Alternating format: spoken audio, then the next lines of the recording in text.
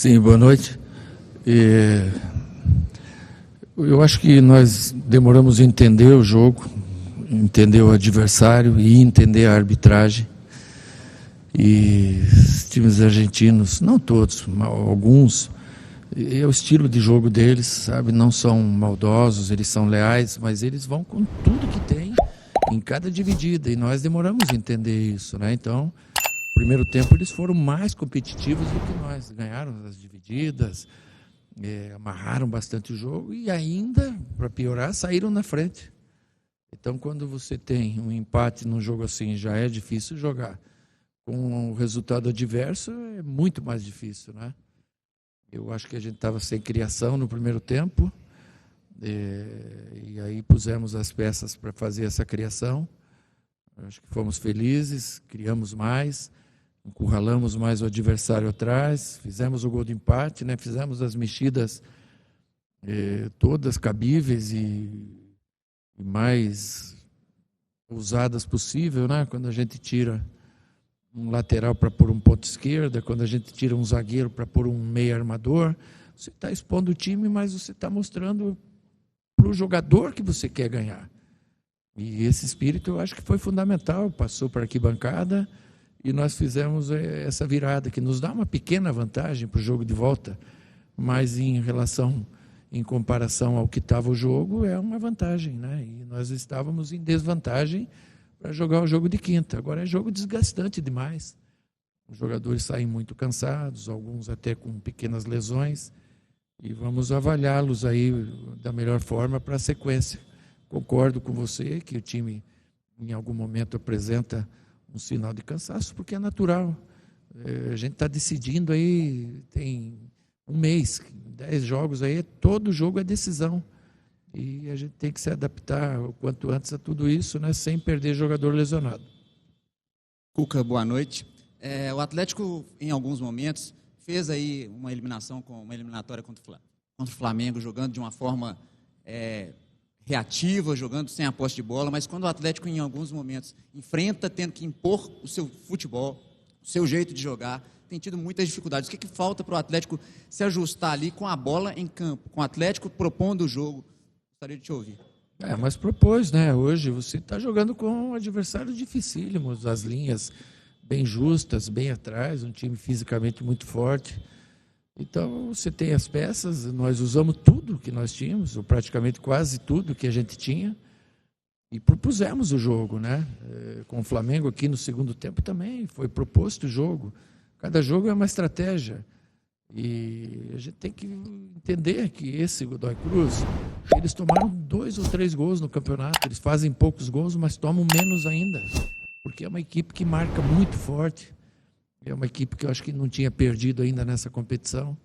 Então são todos fatores aí que fazem enaltecer a nossa vitória, por mais difícil que ela tenha sido. Ô Cuca, boa noite, Igor Assunção da 98 FM. Eu queria que você falasse sobre 2 situações. A primeira é a entrada do Renier, né, em 5 minutos praticamente, achou uma assistência maravilhosa para o Hulk, deu uma dinâmica muito boa ali no meio campo, distribuindo bola, brigando muito, utilizando também a força física. E a segunda, em relação à arbitragem de hoje, o pessoal saiu meio revoltado com a arbitragem, colocar um árbitro venezuelano, onde o futebol não é lá a maior força, está longe de ser até a 5ª força do esporte. E para um jogo Brasil e Argentina, não é um tanto quanto complicado? O que acontece? Os jogadores no jogo também não favoreceram a arbitragem, né? Ele me reclamou disso no final. Eu concordo, mas ele foi muito conivente, né, com a amarração do jogo. E eu não acho que por ele ser venezuelano, né, e tem bons árbitros lá, mas hoje ele não teve num grande dia. Ele já apitou outros jogos nossos, lá em Bucaramanga foi ele que apitou e deixou o jogo correr. Foi uma correria monstra, mas hoje não. Hoje ele não teve o pulso dentro do campo de comandar a partida, né? Ele foi quase que comandado durante o jogo todo. E o jogador dentro do campo sente isso. Quanto ao Renier, quando você está jogando assim, igual a gente está jogando, domingo e quarta, você não faz coletivo. Você faz campo reduzido para quem não joga. Ele não fez um coletivo. Tá aí 4 meses que não jogava uma partida, não fez um coletivo, só campo reduzido. E a gente lançou ele no jogo, né? Na expectativa que ele pudesse colaborar. Ele colaborou, entrou forte no jogo aéreo, até na parte defensiva, naquele momento que a gente não tinha zagueiro, tirou bola, armou algumas bolas, deu passe de peito para o Hulk fazer o gol, é bom. E aí a gente vai pegando, tendo mais alternativa também, e ele vai pegando confiança. Cuca, boa noite, Leandro Colombo, de Tempo Esportes. Queria fazer duas em uma. Primeiro, sobre o Alexander, se o fato dele não ter começado a jogar é uma opção tática ou se ainda não está ajustado fisicamente. E segundo, especificamente o Rony, um jogador que até produziu antes da parada para o Mundial, depois aconteceu tudo que aconteceu. Para além do Rony pressionar a marcação, para além dele ser importante para arrastar essa marcação, o que, na sua avaliação, justifica a titularidade do Rony? Obrigado. O Alexander é um processo gradativo, né? De um jogador que chegou recente, que está merecendo o espaço que ele está conquistando.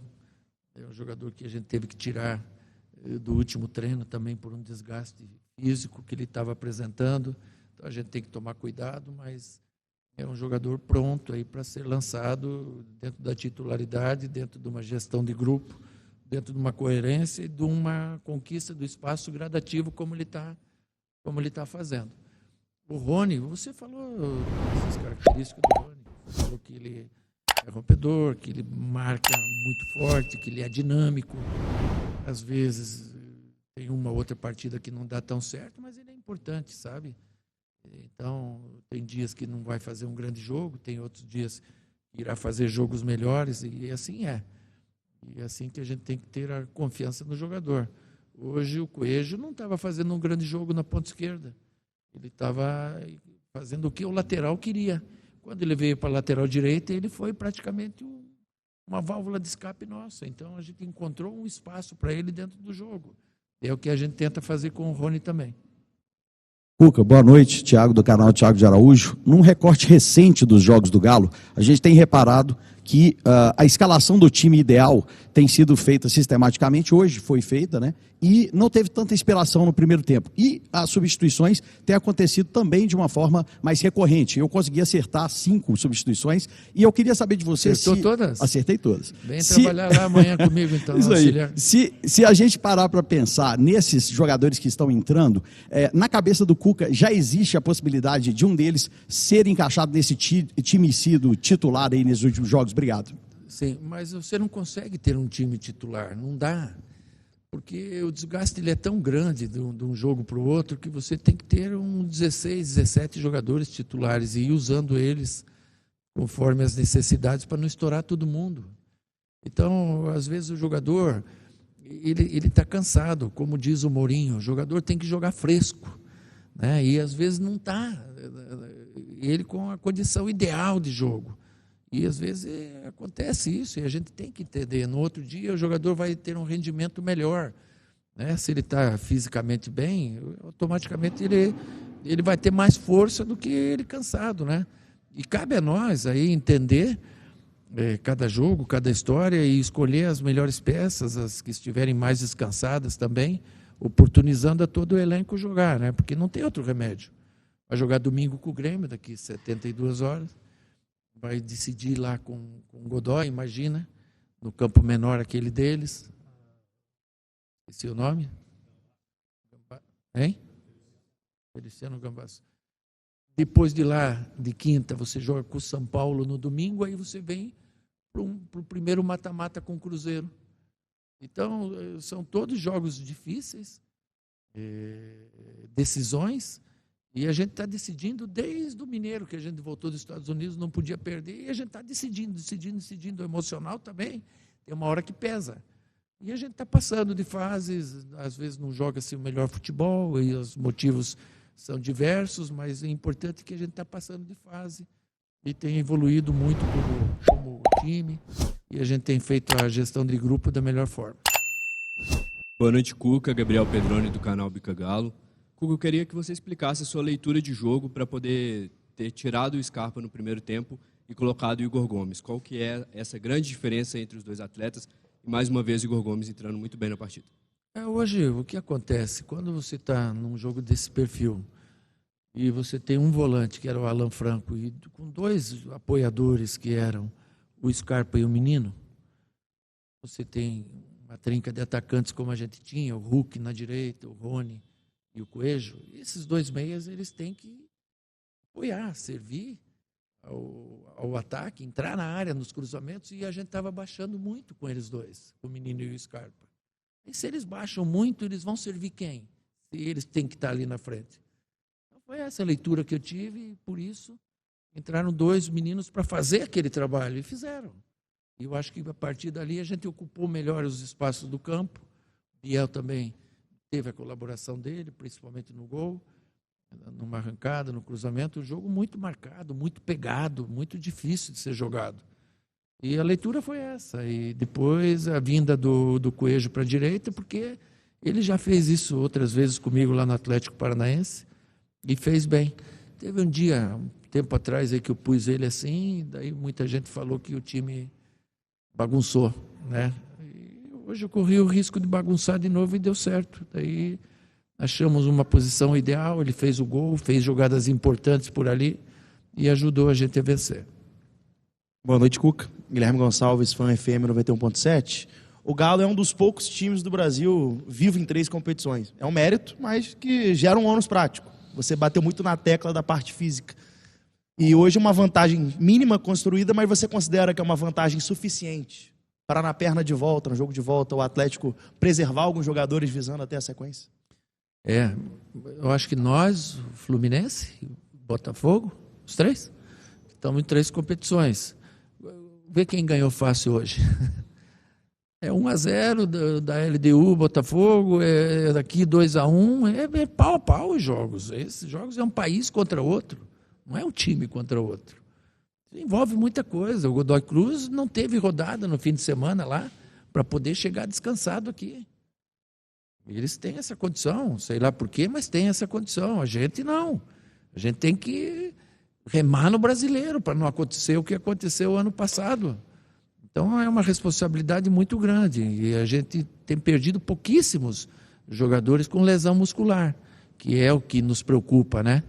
Hoje o Lianco sentiu um pouco a perna pesada, a gente já o tirou, para não correr um risco de perdê-lo por mais tempo. A gente faz as precauções necessárias aí para poder ter o elenco todo à mão. Cuca, boa noite. Max Lopes, do Bate-Fundo Esportivo. Após o Mundial de Clubes, você, em alguns momentos, alguns tropeços, você disse que ia reencontrar um caminho tático para a equipe, né, remontar a equipe. E a espinha dorsal da sua equipe, desde que você retornou ao Galo, tem sido o Franco, o Scarpa e mais um, ali numa trinca de meio. Às vezes o Gabriel Menino, Vera, né? E acho que o melhor momento tático recente foi quando você fez aquela linha de 3. Em outros tempos também, em outros jogos, perdão, foi quando você fechou com 3 volantes, fazendo o seu tradicional, mas com 3 meias, para ter uma coisa que é tradição sua, é o perde-pressiona, recuperar a bola no campo de defesa. E com esses 4 jogadores que quase sempre entram na frente, eu tenho sentido a equipe menos combativa, pelo menos recuperando menos, como aconteceu no Maracanã com o Coelho e tudo mais. Você está percebendo essa questão também, tem identificado isso, que talvez essas alternativas sejam mais interessantes para você ter esse pé de pressiona melhor? Então, é assim, eu tenho muitos anos de estrada, né? E às vezes você encontra a equipe sem querer. É um jogo que tem uma necessidade, você põe um jogador aqui ou ali, dá a liga e segue a liga. E quantos times no Brasil que estão jogando assim porque deu liga? Não precisa ir longe para ver. E daí você encontra a equipe titular. Eu não tenho vergonha de te dizer, eu ainda não encontrei a equipe titular. Por isso eu tenho mexido no sistema diversas vezes. A cada jogo uma história, mas daqui a pouco encontra aquele grande jogo, aquela partida que encheu os olhos de todo mundo, aí você vai dar sequência. Depende deles. Cuca, João Vitor da JTV. Primeiro, parabéns pelo trabalho hoje no jogo. Obrigado. E assim, a virada foi muito importante. E eu queria saber como que você, junto com o grupo, vai dividir a atenção, né, com o jogo de volta e o primeiro jogo de ida com a Copa do Brasil contra o nosso rival. Obrigado. E junto disso ainda o Grêmio e o São Paulo, né? Então a gente reúne amanhã com o jogador, com fisiologia, preparação física, entender o melhor processo que a gente tem entre sexta e sábado para poder escalar uma equipe forte para jogar com o Grêmio, que o Grêmio não jogou essa semana. Também vem pressionado em busca de um resultado. E a gente tem que fazer o melhor, escolher o melhor time, contando com o apoio do torcedor, que sem ele as coisas ficam muito mais difíceis para nós. Agora, eu não saberia te dizer assim, a equipe que vai jogar domingo. A gente vai ter que analisar bem, discutir bem, inclusive com os próprios jogadores, para escolher o melhor caminho. Fim da entrevista coletiva. Obrigado, gente. Obrigado, boa noite.